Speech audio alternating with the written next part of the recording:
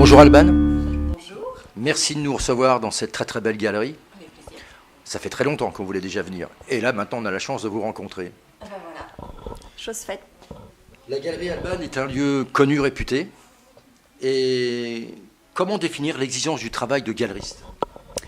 Alors, en fait, on est tous différents. On recherche tous des choses très particulières et qui nous correspondent à chacun.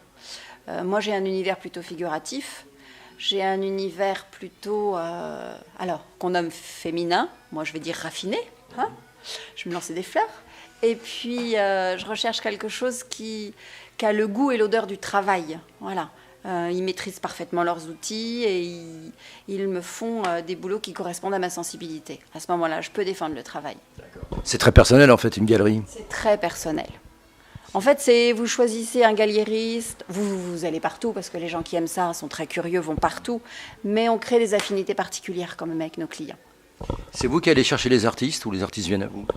La plupart du temps, les galeries vont chercher les artistes avec qui ils souhaitent bosser, ou alors c'est les artistes avec qui on travaille déjà, qui nous connaissent très bien et qui connaissent notre sensibilité.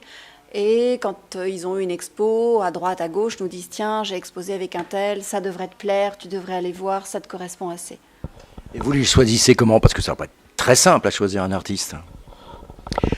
C'est pas très simple, c'est pas très compliqué non plus, hein. C'est une question d'affinité. Je recherche des choses particulières. Moi, je recherche toujours des surprises, des choses que j'ai pas déjà. Et quand je vais les découvrir, ça va faire « Waouh !»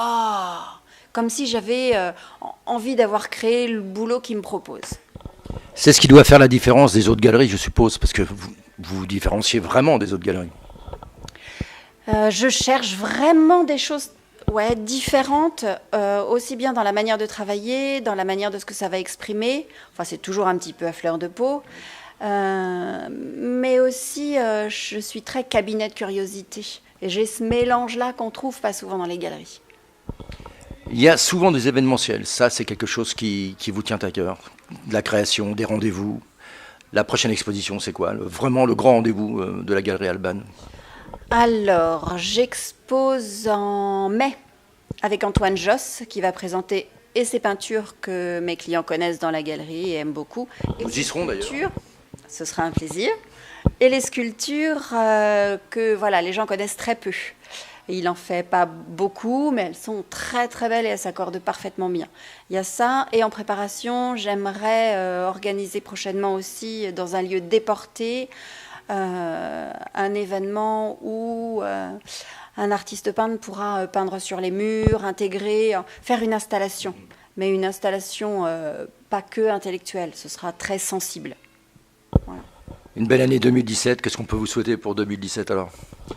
Que le bonheur continue. C'est un joli mot, le bonheur. Merci Alban, on va se retrouver tout au long de l'année. Oui. Et puis la prochaine, c'est l'exposition du mois de mai de toute manière. Voilà.